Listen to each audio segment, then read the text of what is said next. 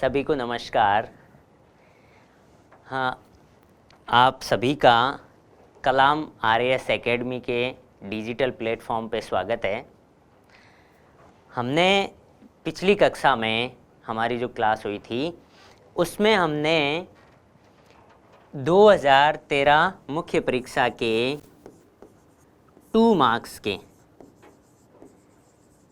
के जो सवाल थे उनको डिस्कस किया। आज हम यह डिस्कस करेंगे कि मुख्य परीक्षा 2013 उसमें लोक प्रशासन से संबंधित जो सवाल आए थे, कौन से 5 अंक के और 20 अंक के। क्योंकि पहले ये ट्रेंड था कि बड़े वाले सवाल है वो 20 नंबर के हुआ करते थे और एक सवाल ही हुआ करता था, और वह भी अथवा में हुआ करता था कि 2 देते थे कि इसमें से या तो ये कीजिए या फिर दूसरा कीजिए, जो आपको मर्जी है, अच्छा लगता है उसमें से एक कर लीजिए, है ना। तो आज अपन शुरू करेंगे कि जो सवाल आए थे उसका आंसर क्या होना चाहिए, कैंडिडेट्स ने क्या आंसर लिखा, RPSC ने किस तरह से उनका एवोल्यूशन किया और कितने मार्क्स उसको दिए, है ना। इससे हमें यह मदद मिलती है कि हम किसी आंसर को किस तरह से लिख सकते हैं जिससे हमें अच्छे मार्क्स मिल सकें, है ना। तो अपन शुरुआत करते हैं और देखते हैं कि इसमें कौन सा सवाल है। वो पहला सवाल है, यह सवाल है 5 अंक का है और सवाल है लोक प्रशासन और व्यावसायिक प्रबंधन में क्या अंतर हैं, या अंतर समझाइए, मुख्य अंतर क्या है, इस तरह से ये सवाल है। ठीक है, कि एक तो है पब्लिक एडमिनिस्ट्रेशन, दूसरा है बिजनेस मैनेजमेंट। ठीक है, अब पहले तो अपन थोड़ा सा समझने की कोशिश करते हैं, फिर अपन इनके आंसर्स देखते हैं कि किस तरह से लिखे गए और RPSC ने किस तरह से इवोल्यूट किए हैं। लोक प्रशासन एक शब्द से ही अपन को पता चल जाता है, लोक प्रशासन शब्द आते ही कि यह है सरकारी नीतियों के निर्माण से और उनकी क्रियान्वयन से संबंधित प्रशासन है। वहीं व्यावसायिक प्रबंधन को देखें तो यह मुख्यतः निजी प्रशासन के रूप में प्रयुक्त किया जाता है। और इनमें मुख्य अंतर क्या है कि लोक प्रशासन है वह लोक नीतियों के निर्माण, लोक नीति निर्माण, और इनके एक तो निर्माण हो जाता है इसमें, और दूसरा शब्द आ जाता है क्रियान्वयन, इन्हीं का क्रियान्वयन करना, है ना। तो एक तो नीति निर्माण, दूसरा क्रियान्वयन। वहीं यदि इसको देखें प्रबंधन को, तो हमें लगता है कि यह प्रशासन निजी प्रशासन से संबंधित है ना।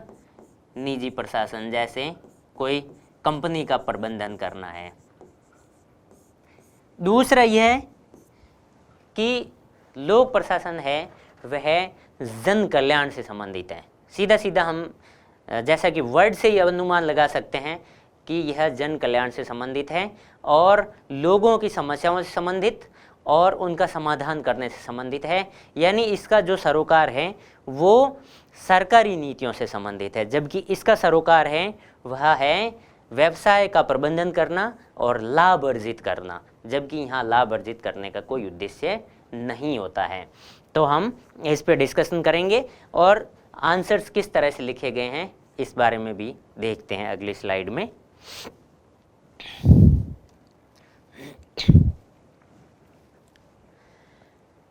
ये उत्तर लिखा हुआ है और इसमें 1 नंबर इस व्यक्ति को मिला है, और यह सवाल इस तरह से लिखा गया है कि लोक प्रशासन और व्यावसायिक प्रबंधन मुख्य अंतर क्या है।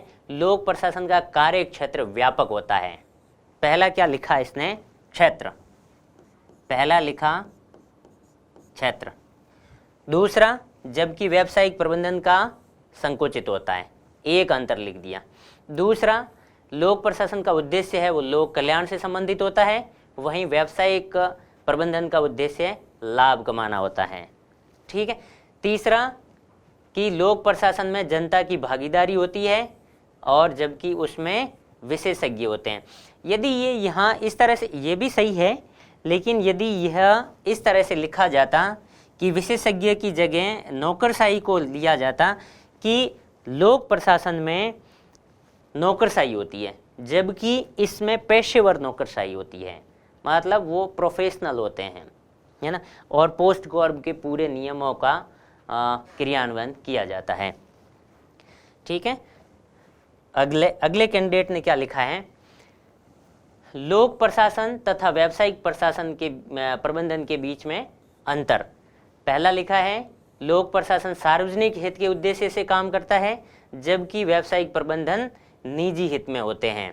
लोक प्रशासन में सामान्यज्ञ यानी स्टाफ नियुक्त होते हैं, और जबकि व्यावसायिक प्रबंधन में विशेषज्ञ होते हैं।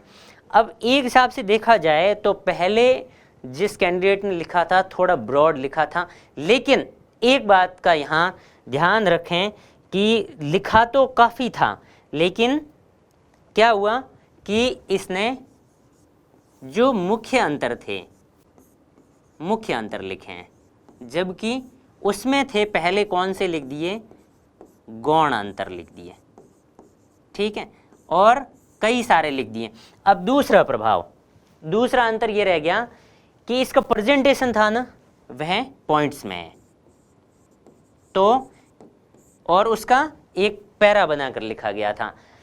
इसलिए होता ये है कि ये विशेष ध्यान रखने योग्य बात है कि एक जो कॉपी जांचने वाला है वह काफ़ी सारी कॉपी जांचता है, जिससे उसके माइंड में ऐसा नहीं रहता है कि वो उलझन भरे उत्तरों को पढ़े। वह ऐसे देखता है कि या तो बुलेट पॉइंट्स में लिखे हुए हों या संख्या लगाकर लिखे हुए हों, जिससे उसे सहूलियत होती है और देखते ही उसको लगता है कि हाँ इसने अच्छा लिखा है और 2 नंबर। अब आप देख सकते हैं कि इस उत्तर में है इसे 2 नंबर प्रदान किए गए हैं। ठीक है ना, तो इस आंसर को आप देखिए। अब हम देखते हैं कि और भी प्रेजेंटेशन किस हिसाब से हो सकता है। अब इसके है तो ये कितना 50 वर्ड्स में है, ठीक है, लेकिन इसके वर्ड्स यदि हम गिने तो 50 वर्ड्स मुश्किल से पूरे हो पाते हैं, लेकिन फिर भी कितने नंबर दिए हैं, 2 नंबर दिए, और उसमें 1 नंबर दिया गया, जबकि ये कितने नंबर का था, 5 नंबर का था, पूरे नहीं दिए। अब हम देखते हैं कि इसके किस तरह से आंसर लिखा जाना चाहिए। ये देखिए कि इसको हम इस तरह से लिखते हैं।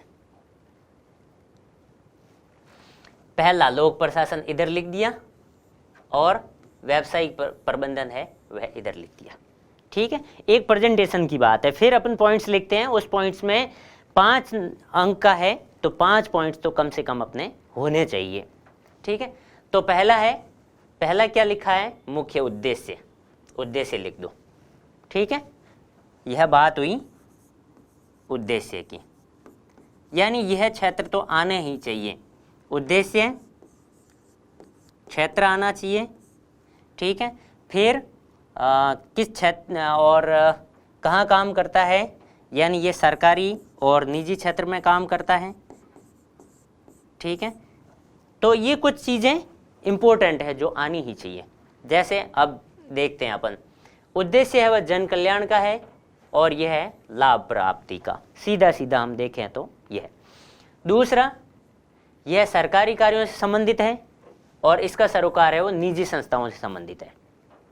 तीसरा देखते हैं, क्षेत्र बहुत व्यापक है क्योंकि सरकार के पास कई सारे काम होते हैं और वह बहुआयामी रूप से काम करता है, लेकिन कंपनी होती है वह अपने लाभ से संबंधित और कर्मचारियों के मैनेजमेंट से संबंधित और पोस्ट कॉर्प को कंप्लीटली फॉलो करती है।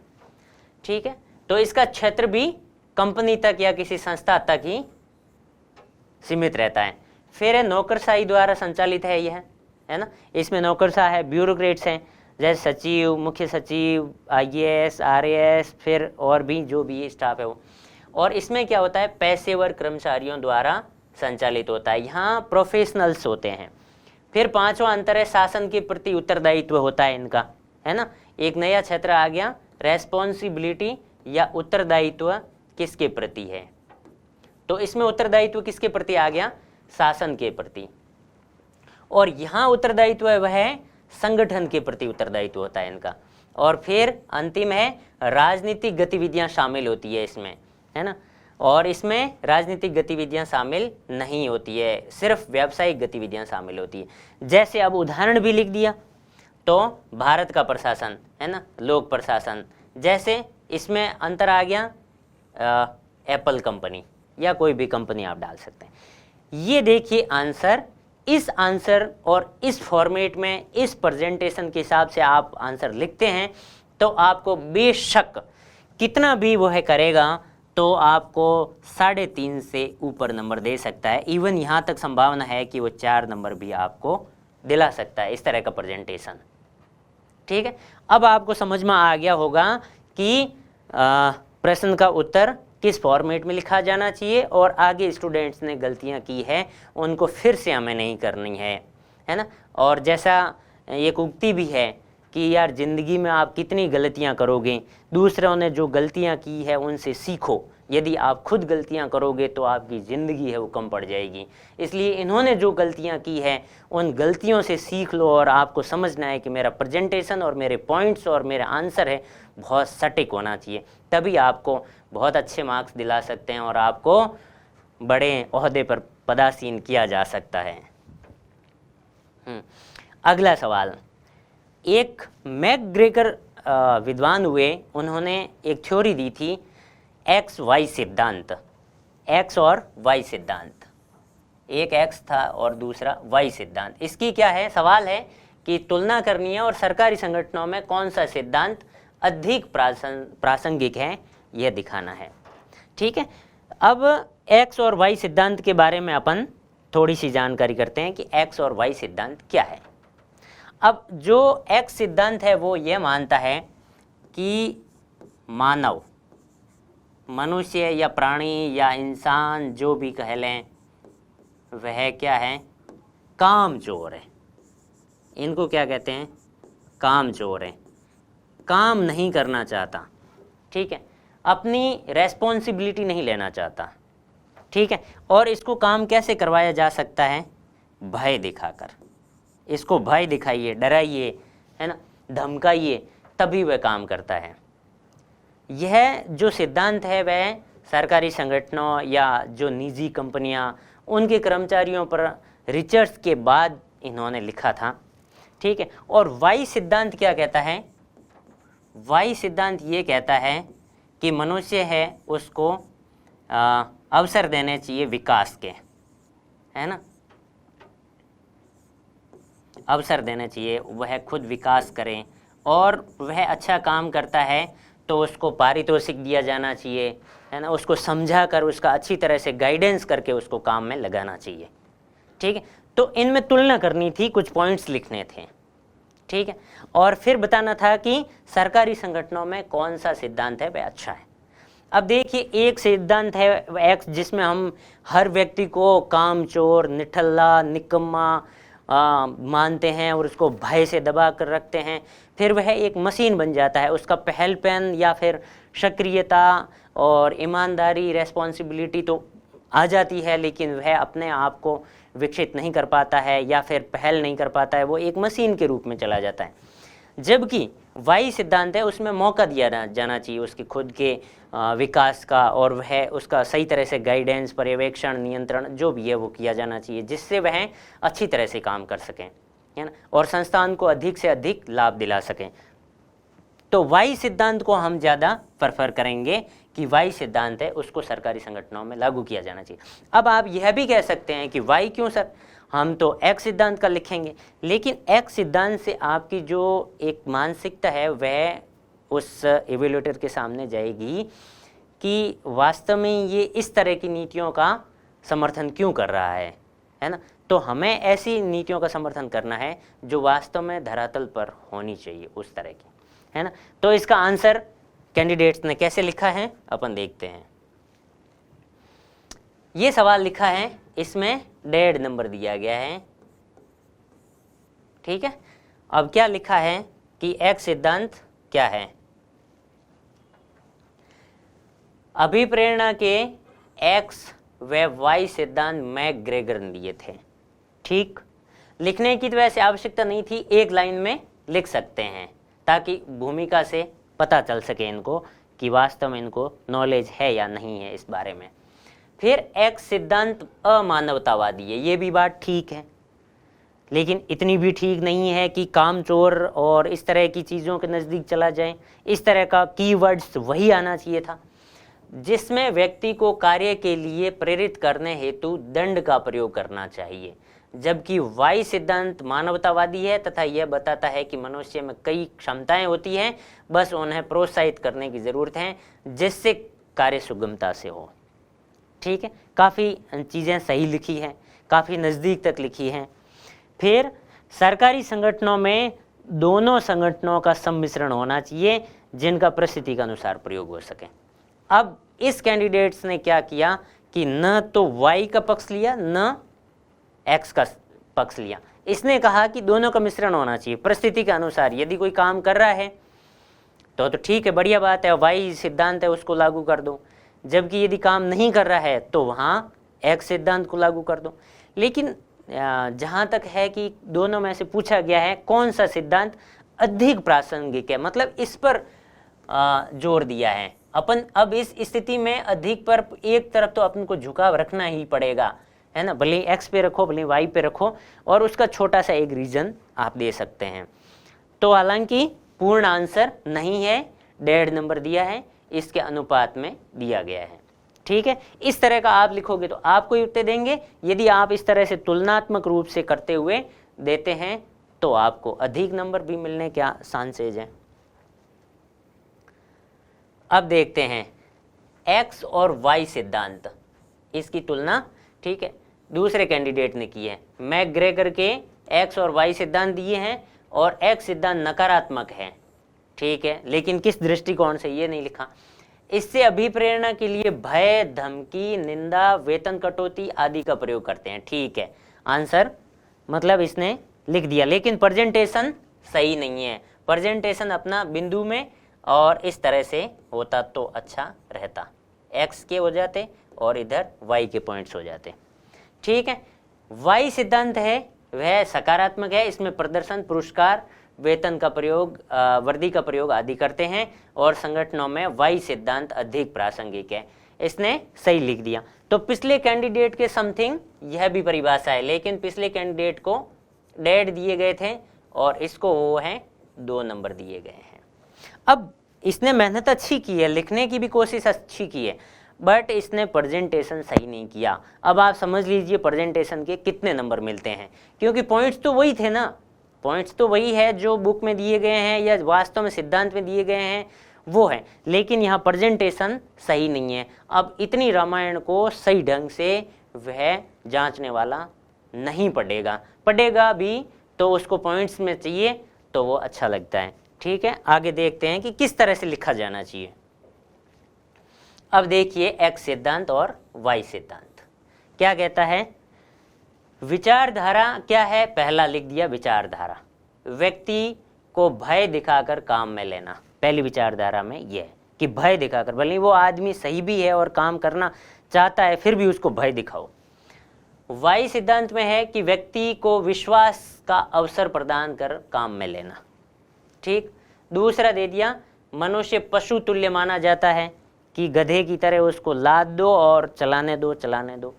ठीक है, तो इस तरह से ऑपरेट करना। दूसरा वहीं इसमें क्या माना जाता है कि मनुष्य है वो सर्जनशील है, क्रिएटिव है, वह काम कर सकता है और उसको मौका दिया जाए तो वो आपको और भी क्रिएटिव और इनोवेटिव आइडियाज़ प्रदान कर सकता है ना।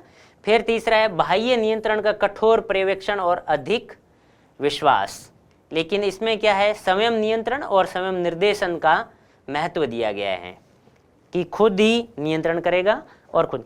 अब आप एक सोच लीजिए, किसी व्यक्ति को स्वतंत्र रूप से काम दे दिया जाता है कि ये आपको काम करना है तो वह स्वयं निर्देशित होकर अच्छी तरह से काम कर सकता है।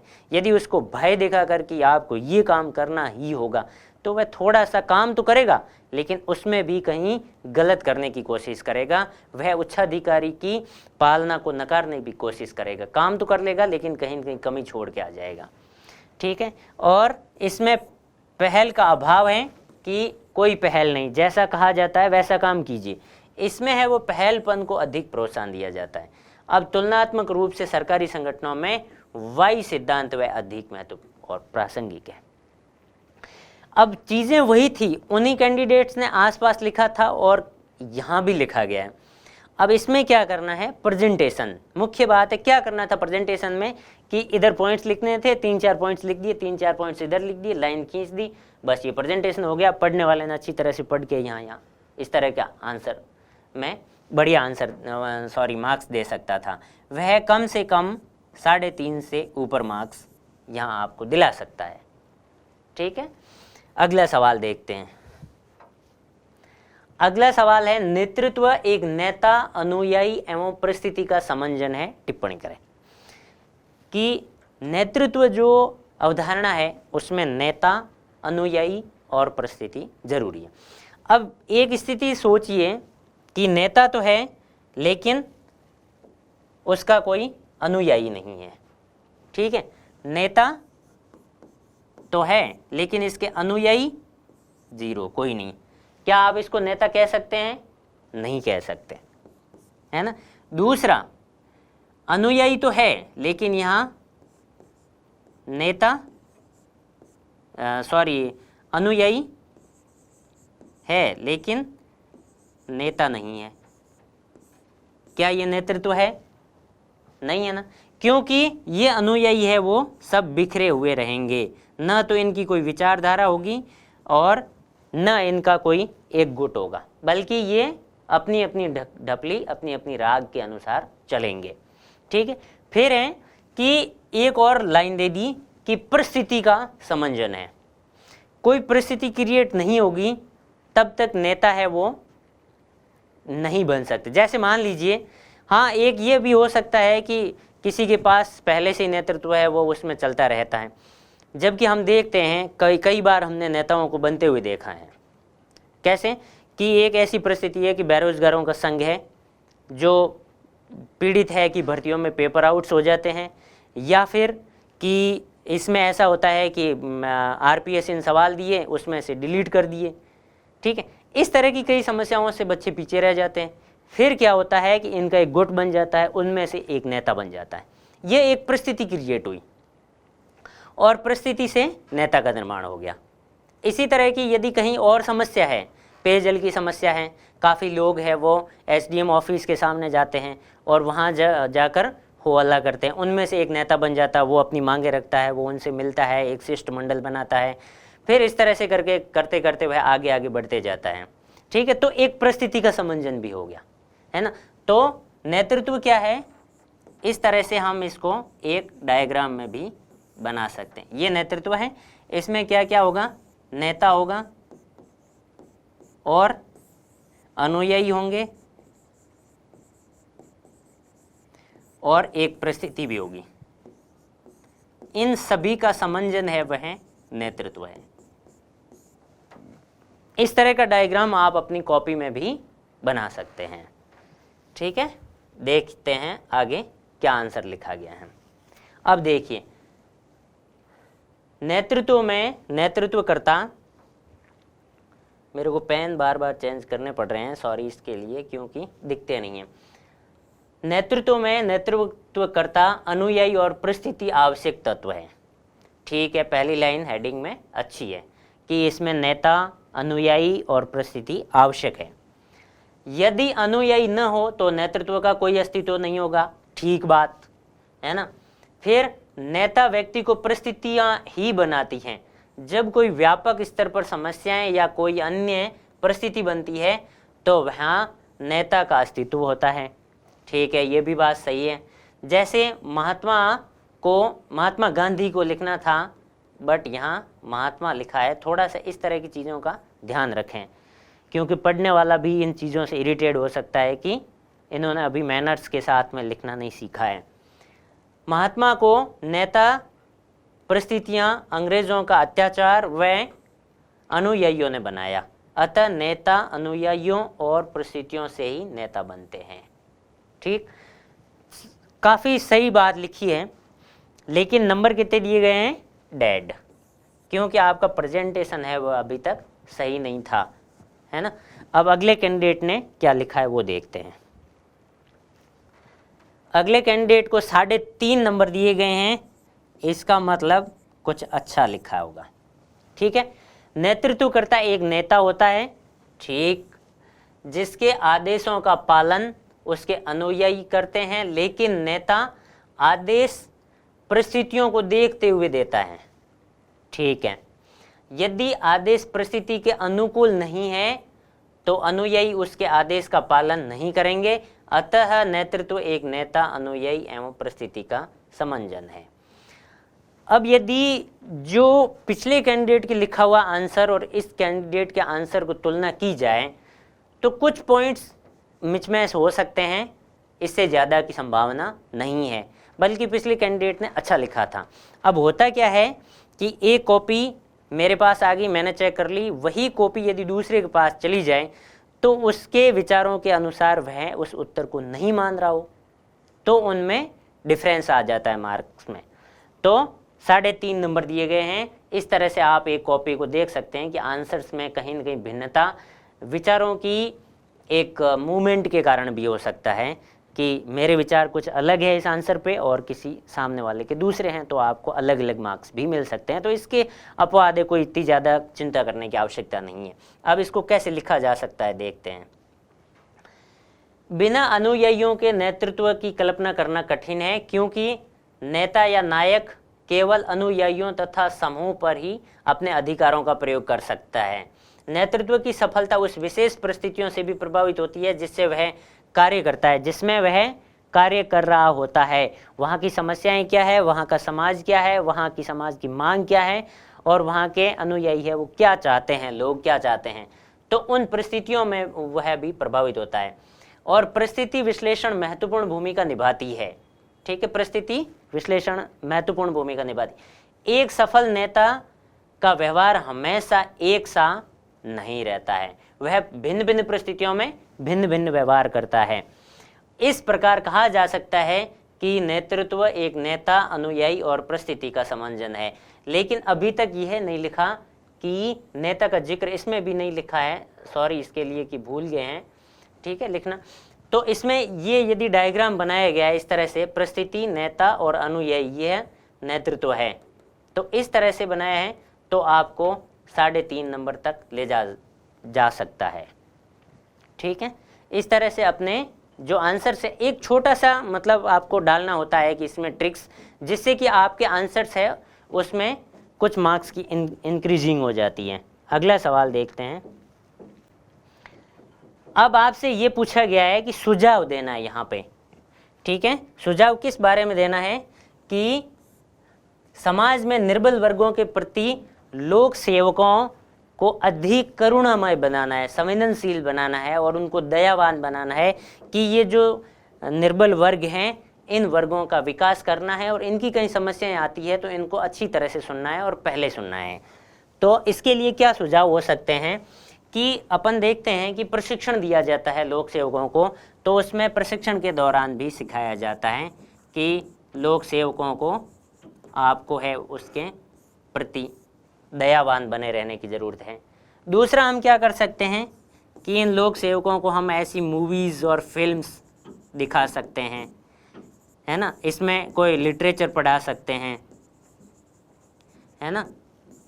और क्या कर सकते हैं, हम इनको उन परिस्थितियों का अवलोकन करवा सकते हैं जहाँ निर्बल है, पीड़ित है, दलित है, इस तरह के लोग रहते हैं जिनको वास्तव में समस्याओं से 2-4 रोजाना होना पड़ता है ना, खाने के लिए, कभी किसी के लिए। तो हम उन विशेष स्थानों का है वो अवलोकन भी करा सकते हैं और उनको रियलिटी हम दिखा सकते हैं। तो यह बात हुई इनके लोक सेवकों को करुणामय बनाने के लिए। अब आंसर्स क्या लिखे गए हैं वे हम देखते हैं कि उन आंसर्स को कैसे लिखा गया है। देखिए, समाज में निर्बल वर्गों के प्रति लोक सेवकों का करुणामय बनाने हेतु उससे इस तरह का अकादमिक प्रशिक्षण दिया जाना चाहिए। ठीक है, नंबर 1। दूसरा, उसे वास्तविक परिस्थितियों से रूबरू करवाया जाए, उसे इस प्रकार की साहित्यिक रचनाओं का अध्ययन करवाया जाए जो उसे निर्बलों की सेवा करने हेतु उत्साहित हो। ठीक है, इसमें कितने नंबर दिए गए हैं? 2.5 नंबर दिए गए। जो हमने जिस बात पर डिस्कशन किया गया था उन्हीं बातों को इस कैंडिडेट ने सही सही लिखा है, लेकिन पता नहीं क्यों 2.5 नंबर दिए गए हैं, बल्कि यह 3 नंबर तक डिजर्व करता था कि 3 नंबर तक दिए जा सकते हैं। अगले कैंडिडेट ने क्या लिखा है, 3 नंबर दिए गए हैं। पहला है लोक सेवकों में भावनात्मक बुद्धि का विकास करने हेतु उन्हें निर्बलों के दुखों का एहसास कराया जा सकता है। मतलब एक तो ये जो शब्द है कीवर्ड है वह अच्छा लिखा है, कौन सा, भावनात्मक बुद्धि, है ना, ये कीवर्ड्स हो गया एक आपका। तो इस तरह से कीवर्ड डालने पर ही आपको नंबर मिलते हैं, क्योंकि उनको भी कीवर्ड्स दिए जाते हैं कि इन कीवर्ड्स के दायरे में है स्टूडेंट तो इतने नंबर दिए जा सकते हैं। फिर दूसरा है लोक सेवकों को निर्बल वर्गों के प्रति संवेदनशील रहने का प्रशिक्षण दिया जाए। तीसरा है लोक सेवकों में मानवीय मूल्यों का विकास करके। अब मानवीय मूल्यों का विकास एकदम से तो नहीं किया जा सकता, लेकिन मानवीय मूल्यों के लिए उनको लिटरेचर या इस तरह की फिल्म्स दिखाई जा सकती हैं। तो इसमें अच्छे नंबर दिए गए हैं, 3 नंबर इसमें दिए गए हैं। और बाकी क्या होता है कि सामाजिक विषय और लोक प्रशासन विषय जैसे एक विचारों पर आधारित होते हैं, डिस्कशन टाइप्स होते हैं कि मेरे विचार इसमें ये हो सकते हैं और किसी अन्य के विचार इस तरह से हो सकते हैं, तो उनमें नंबरों का है वो डिफरेंस रहना वाजिब है। अगला सवाल देखते हैं, नहीं इसी का किस तरह से कि लोक सेवकों को प्रशिक्षण के दौरान निर्बल वर्गों की समस्याओं से रूबरू निवास स्थान कार्य क्षेत्र पर ले जाया जाए। दूसरा है निर्बल वर्गों से संबंधित समस्याओं पर आधारित साहित्य और फिल्म्स का अध्ययन करवाया जाए। तीसरा है लोक सेवाओं, कानूनों, कार्यक्रमों, योजनाओं, नीतियों, क्रियान्वयन के समय निर्बल वर्गों की सहायता किस तरह से की जाए यह बताया जाए। ये जो आंसर है यह ARC की रिपोर्ट से भी लिखा गया है, वहाँ से भी कुछ कीवर्ड्स लिए गए हैं। लेकिन यह भी है कि बहुत बड़ा चैप्टर है तो उसमें जो भावनात्मक बुद्धि लब्धि है वह भी हम डाल सकते हैं, है ना, भावनात्मक बुद्धि। तो इस तरह से यह सवाल लिखना है और इसका फॉर्मेशन करना है।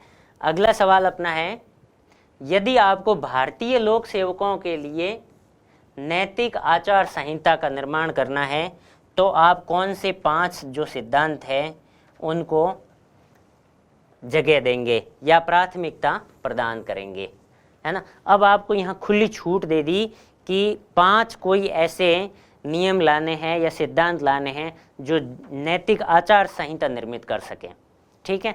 तो इसमें जैसे आप कुछ भी अपने हिसाब से जो सिद्धांत है, संवेदनशीलता, है ना, निर्बल वर्गों के प्रति और सत्यनिष्ठा, पूर्वाग्रहहीनता, इस तरह की चीज़ें आप 5 पॉइंट्स आपको लिखने हैं। तो 5 पॉइंट्स कैंडिडेट्स ने कौन से लिखे हैं देखते हैं। इसमें 2 नंबर दिए गए हैं, पॉइंट्स से भी लिखे गए हैं, ठीक है ना। कौन कौन से कि ईमानदारी, लोक सेवक को तटस्थ रहना चाहिए और लोक सेवक को अपने कार्य के प्रति उत्तरदायी होना चाहिए, सहिष्णु होना चाहिए और सहानुभूति का सिद्धांत। अब फिर भी इसमें 2 नंबर दिए गए हैं जो काफ़ी कम है ना। 3 नंबर तो इसमें मिलने ही चाहिए थे। देखते हैं अगले कैंडिडेट ने क्या लिखा है। इसमें भी इनके 2 नंबर दिए गए। 5 सिद्धांत लिखे हैं, संविधान के आदर्शों का पालन करना चाहिए, राजनीतिक निष्पक्षता का पालन करना चाहिए, सदाचार का पालन करना चाहिए, संपत्ति सार्वजनिक करनी चाहिए, ईमानदारी, सत्यनिष्ठा, निष्पक्षता, मूल्यों के प्रति निष्ठा, और ये सब। इन सब को लिखने से क्या हुआ कि ये सब भी आपको प्राथमिकता से 5 देने के लिए कहे थे, लेकिन यहाँ निष्ठा, ईमानदारी, सत्यनिष्ठा सभी लिख रहे हैं तो थोड़ी आपको प्रॉब्लम हो सकती है, बट इनको लिखना ही है क्योंकि यहाँ एक विचार विशेष व्यक्ति के बारे में है कि वह अगला देखे या नहीं देखे या इन सब को माने या नहीं माने, लेकिन अपन को 5 सिद्धांत लिखने हैं और उसके साथ में आप कॉमा करके 1-2 को और भी ऐड कर सकते हैं, जिससे एक जो आंसर है वह थोड़ा सा उसमें वजनदार बन जाए। जैसे इसमें लिखा गया है तो इसको देखते हैं अपन, ARC और इनमें क्या कहा गया है, ठीक है। संवेदनशीलता, निर्बल वर्गों के प्रति संवेदनशील। दूसरा, सत्यनिष्ठा एवं उच्च नैतिक व्यवहार, ईमानदारी और संविधान के प्रति सम्मान, राजनीतिक तटस्थता, पारदर्शिता एवं उत्तरदायित्व। ये 5 लिखे गए हैं और 1 to 1 लिखे गए, 1 2 3 4 5। इससे आपको जो जांच रहा है कॉपी उसको काफ़ी हेल्प मिलती है। सिर्फ आपको पॉइंट्स लिखने न कि ऐसे लिखना चाहिए, उसको सत्यनिष्ठ होना चाहिए, उसे ईमानदार होना चाहिए, नहीं तो फिर क्या है कि आपको पॉइंट्स दिए गए हैं कि सिद्धांत कौन कौन से हैं उन पे आप फोकस करेंगे और उन्हें ज़्यादा प्रायोरिटी देंगे। ठीक है, तो अगले सवाल की ओर अपन चलते हैं जो 20 नंबर का सवाल है ना। इस सवाल को पढ़िए। ये अथवा में दिया गया था कि भावनात्मक बुद्धि लब्धि क्या है और इसकी क्या उपयोगिता है और इसका क्या प्रयोग है सरकारी प्रशासन में। लेकिन ये जो सवाल दिया गया है ये लोक प्रशासन का है, जिसमें ये कहा गया है कि नव लोक प्रबंधन से आप क्या समझते हैं, इसकी विशेषताएं क्या है, विवेचना करें और सरकारी प्रशासन में इसकी उपयोगिता क्या है। अब देखते हैं कि एक टाइम था 1980 और 90 के बीच में। यहाँ क्या होता है, जो यूरोपीय और पश्चिमी देश हैं उसमें कुछ टेक्नोलॉजी का कार्य है वह बढ़ा, कुछ सामाजिक मांगे हैं वे भी बढ़ी, है ना। इससे क्या हुआ कि एक नए तरह के लोक प्रशासन या प्रशासन की आवश्यकता अनुभव हुई, जिसका नाम दिया गया लोक प्रबंध, नव लोक प्रबंधन, नव लोक प्रबंध। जिसमें क्या था, 3 ई को मुख्य विशेष बल दिया गया, 3 ई पे, इफ़िशियंसी, इफ़ेक्टिवनेस एंड इकोनॉमी, है ना। तो इन पे दिया गया जोर। और इसकी विशेषताएं क्या थी, विशेषताएं ये थी लक्ष्योन्मुखी थे, परिवर्तन की ओर उन्मुख थे, बाजार उन्मुख प्रशासन होना चाहिए और ज़्यादातर कार्य है वो ठेके पद्धति पे दिए जाने चाहिए, है ना। और इस तरह की विशेषताएं थी इसमें। सरकारी कार्यों में इस तरह से था कि एक प्रतिस्पर्धा का माहौल बन सके, है ना, और एक पहल हो सके और उसमें मितव्ययिता पर ध्यान दिया जा सके और खर्च है वह लक्ष्य पर केंद्रित होना चाहिए कि इस लक्ष्य कंप्लीट हो रहा है तो ही खर्च किया जाना चाहिए, अन्यथा नहीं। तो ये पारंपरिक लोक प्रशासन और नवीन लोक प्रशासन से भी अलग हटकर विषय था, जिसे नवीन लोक प्रबंधन के नाम से जाना गया। ठीक है, उदाहरण जैसे हम कह सकते हैं कि समस्या आने से पहले ही समस्या को खत्म करने की कोशिश करना, कि जैसे उदाहरण ये हो सकता है कि एनडीआरएफ पहले से ही तैयार है कि बाढ़ आ सकती है असम या बिहार जो पूर्वोत्तर राज्य है उसमें, इसलिए पहले से ही तैयार है, बोर्ड्स तैयार कर ली गई है और एक निगरानी सूचना प्रणाली और चेतावनी प्रणाली है वह भी तैयार कर ली गई है। तो यह क्या करता है कि एक निजी प्रशासन में जिस तरह की टेक्नोलॉजीज़ का यूज़ किया जाता है उसको सरकारी जो कार्यतंत्र है उसमें यूज़ किया जाए, इस तरह से था। ठीक है, हम देखते हैं आगे इसके उत्तर। ये देखिए उत्तर लिखा गया है और इसमें 20 में से 12 नंबर दिए गए हैं, कितने, 12। ठीक है, क्या क्या लिखा गया है अब इसको थोड़ा सा पढ़ लेते हैं हम कि परिभाषा क्या लिखी गई। पहले तो कि समय के साथ हर क्षेत्र में परिवर्तन हो रहे हैं, ये कोई बात अच्छी नहीं लिखी। ठीक है, ऐसे में लोक प्रबंध भी अछूता नहीं है, यह भी एक तरह से देखा जाए तो गप लिखी हुई है। ठीक है, लोक प्रबंध का अधिक जन कल्याण करना और उनका अंतिम उद्देश्य नागरिकों को ग्राहक मानकर गुणवत्ता युक्त सेवाएं प्रदान करना ही नवलोक। हाँ, ये यहाँ जो एक कीवर्ड्स लिखा गया है ना, ग्राहक मानकर, नागरिकों को क्या माना जाता है, ग्राहकोन्मुखी, बाजारोन्मुखी, जैसा कि कहा गया है उद्यमी सरकार जैसी इसमें कुछ विशेषताएं थी, तो उसमें यह भी पॉइंट था कि ग्राहक मानकर, है ना, नागरिक को एक ग्राहक मानना है और उस हिसाब से गुणवत्तापूर्ण सेवाएं देनी है, तो इसे कहा जाता है। लेकिन एक इसमें यह कमी रह गई कि कौन सा टाइम था, 1980, और ये थोड़ा लिखना था क्यों हुआ उद्भव। थोड़ी सी इसकी हेडलाइन है वो 2 लाइन की इस तरह से हो सकती थी। फिर विशेषताएं क्या है कि पहला है नवीन लोक प्रबंधन में निजी के समान प्रबंधन किया जाता है, ठीक बात है। लाल फीताशाही, भ्रष्टाचार आदि का उन्मूलन करना उद्देश्य है, यह भी ठीक है।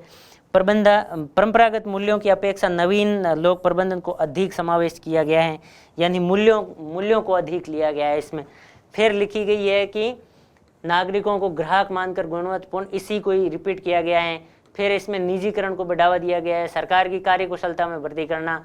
ठीक है, अब कि इसमें उपयोग किया है तो विश्व में अधिकांश सरकारों ने नवीन लोक प्रशासन की अवधारणा को अपनाया है। इसके अंतर्गत सरकार एक निश्चित समय सीमा में नागरिकों को गुणवत्ता युक्त सेवाएं प्रदान करने हेतु नागरिक अधिकार पत्र घोषित कर रही है।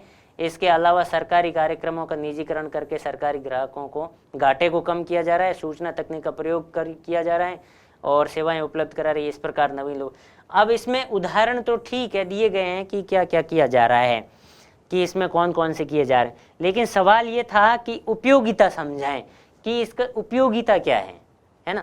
जैसे सरकारी माहौल तैयार करना है, सरकार के कार्यों को समयबद्ध तरीके से पूर्ण करना है, भ्रष्टाचार को कम करना है, नौकरशाही की लाल फीताशाही उसको कम करनी है, उस तरह से समझाने की बात थी। आगे चलते हैं, ये आंसर लिखा हुआ है, देखते हैं अपन क्या है कि जैन एलरिक ने लिखा है, निजी क्षेत्र के प्रयुक्त होने वाली प्रबंधकीय तकनीकों को सार्वजनिक क्षेत्र में लागू करना लोक प्रबंध है। और इस शब्द का प्रयोग है वह 1991 में क्रिस्टोफर हुड ने प्रयोग किया था।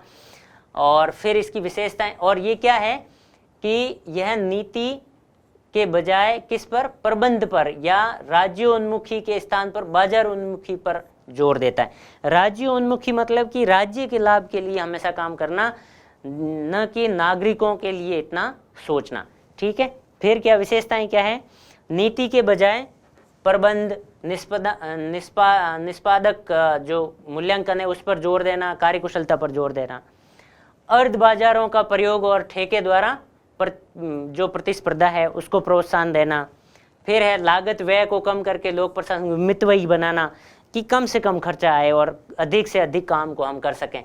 मूल्यों के बजाय तथ्यों पर जोर देना। अब देखिए वहाँ जो आंसर लिखा गया था उसमें ये कहा था कि मूल्यों पर जोर देना, बल्कि ये मूल्यों पर जोर नहीं देता है, यह तथ्यों पर, फैक्ट्स पे जोर देने की कोशिश कर रहा है। फिर एक कठोर संगठन के स्थान पर लचीला संगठन है, केंद्रीकरण के बजाय विकेंद्रीकरण है, और क्या है, विनौकरशाही है, इन पे ध्यान रहने की कोशिश की थी। उपयोग क्या हो सकता है, इस पे फोकस कीजिए कि उपयोग क्या हो सकता है। लोक सेवकों के मध्य प्रतिस्पर्धा का वातावरण और नवाचारों पर प्रोत्साहन। फिर सरकारी अभिकरणों का मूल्यांकन उत्पादन के स्थान पर करना, न कि निवेश के स्थान पर कि निवेश कितना लगा हुआ, उससे कितना लाभ हुआ, बल्कि इस पे करना कि हमें इसमें कितना जो उत्पादन है उस पे कितना प्रोडक्ट मिला है और उसका मूल्यांकन उस हिसाब से करना।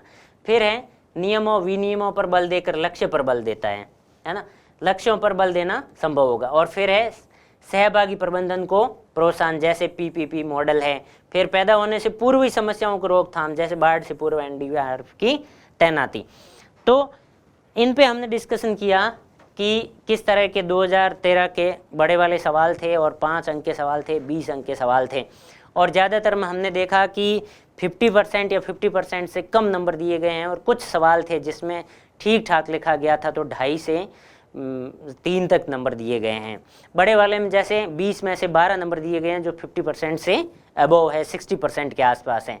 तो इस तरह से हम देख सकते हैं कि यदि हमारी जो परफॉर्मेंस और जो हमारा प्रेजेंटेशन वो अच्छा है और हमारे कीवर्ड्स अच्छे हैं और टू द पॉइंट लिखा गया है, तो हमें अधिक नंबर देने की संभावना है। जैसा कि हम यहाँ देखा कि एक प्रश्नों की डिमांड थी, उससे काफ़ी हटके आंसर लिखे गए थे, गोलमोल लिखने की कोशिश की गई थी, टू द पॉइंट नहीं लिखा गया था। यदि टू द पॉइंट लिखा गया होता तो इसमें अधिक जो मार्क्स है वो मिलने की संभावना थी। तो इस तरह से हम ये चाह रहे हैं कि PYQ के मध्य इस तरह से डिस्कशन करना कि अगले जो आंसर्स आप लिख पाएंगे वे कितना टू द पॉइंट और प्रेजेंटेशन के साथ में लिखते हैं। ठीक है, तो अभी हमने 2013 का जो PYQ है वो कंप्लीट हुआ। अगली क्लास में हम 2016 के 2 नंबर के और फिर 5 नंबर के, फिर 10 नंबर के, क्योंकि उसमें 5 और 10 का डिवाइडेशन कर दिया गया था, तो पब वेड के उन सवालों पर डिस्कशन करेंगे। और आपको ये डिस्कशंस कैसे लग रहे हैं, इसके जो फीडबैक है वो ज़रूर दें, जिससे कि हमें भी लगे कि कौन सी चीज़ें इसके अंदर और ऐड की जानी चाहिए, या और कॉपीज़ ऐड की जानी चाहिए, या फिर इसमें आंसर्स है, मॉडल आंसर्स है 2-3 लिखे जाने चाहिए, या फिर और कोई जो सुझाव है आपकी तरफ से जिन्हें हम इम्प्लीमेंटेशन करना पॉसिबल हो। ठीक है, थैंक यू वेरी मच। और आपने इतना फोकसली सुना, इसके लिए धन्यवाद।